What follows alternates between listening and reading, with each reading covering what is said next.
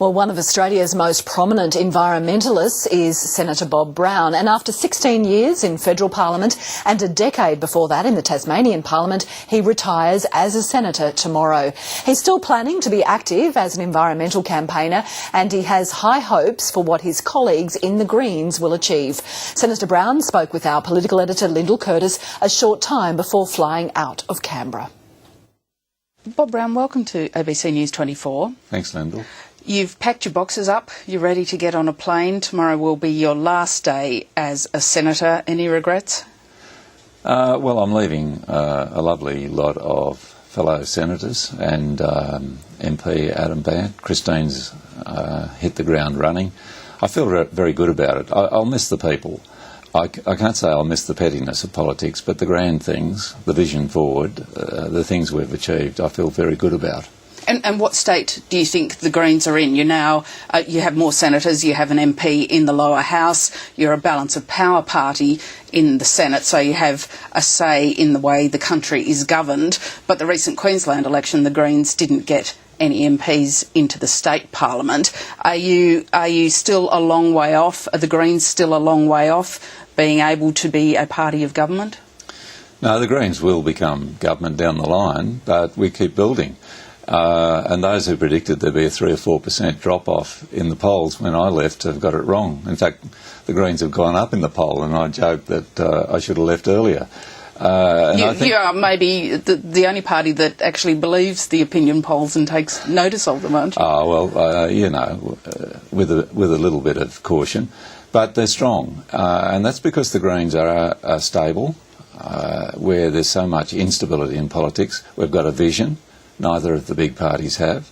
We've shown we've got ecological wisdom, but also economic nous. For example, by not having the tax break for the mega rich in the corporations go ahead, we want to see $5 billion go into public education through the Gonski report and Denticare and the other things that the Greens are championing. But also we are looking at the future of the planet. The carbon package has been a great tribute to Christine and Adam and the whole Greens team.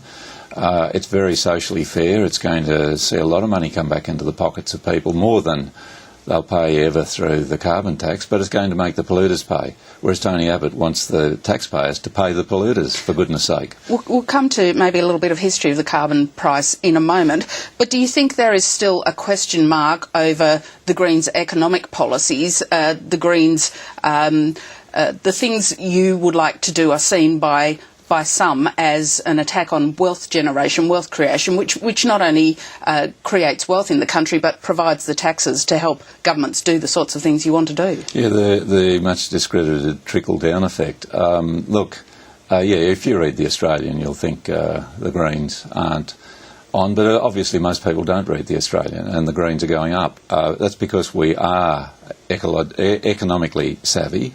We take good advice on that, but we believe in Advance Australia Fair, whereas here you see, for example, multi-million-dollar payouts to bank executives, while pensioners are paying $2 just to withdraw $20 at the ATM, something Adam Bandt's fighting against and to rectify. I hear the Prime Minister now saying she's going to bring in the corporate taxes. Where's she going to get the money from? Increase the GST, which is going to hit people as they go to get their groceries, ordinary. But she hasn't said that. She said she'd like business to find it from the sorts of tax breaks business already got. So effectively business to pay for their own company tax. Well, let's see. I think she's asking business to find a way of giving itself a tax break.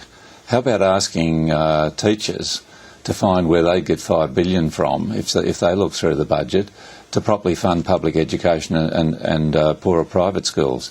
This is again a case of the big end of town getting a break that other people don't get. If we could look back now at the carbon price, you believe you got a good package through the Parliament. Do you have any regrets, though, at not supporting Kevin Rudd's CPRS and the last vote that went through the Senate, given everything that has flowed from that, the change in the nature of politics, the minority government, the resulting tenor of the public debate? While you're not directly responsible, if you'd voted for the CPRS then, that may not have happened. The Greens have strengthened all the way through. No, I'm not sorry about that. Kevin Rudd's plan was second rate. It didn't give the $10 billion that we've now got for small businesses and for renewable energy in this country, and the $1 billion that's going to go to the bush through the Biodiversity Fund.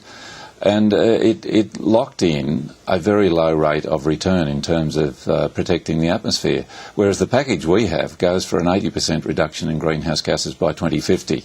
And, the Gillard-led government has to be congratulated for that.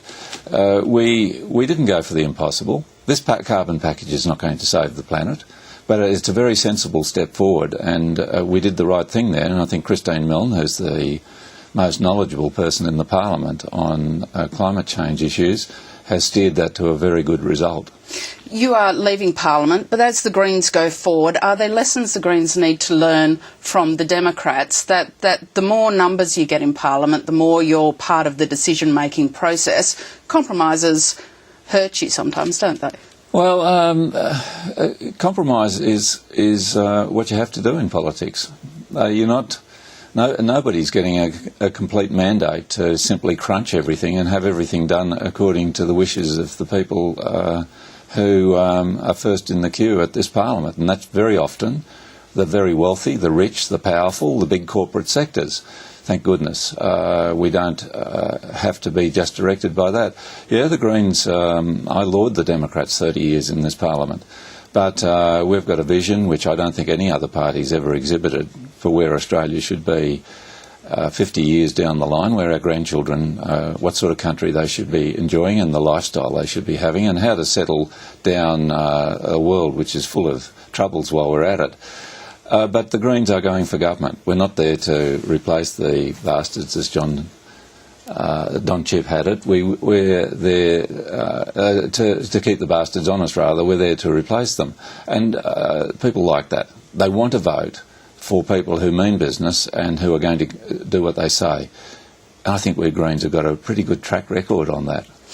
You have said that you won't be disappearing into retirement. You will still be active in the Greens movement. What are you most looking forward to about being out of politics? Well, I've got, just today, I've been had the pleasure of unveiling this great poster on saving James Price Point and the Kimberley from the gas hub that Woodside's proposing.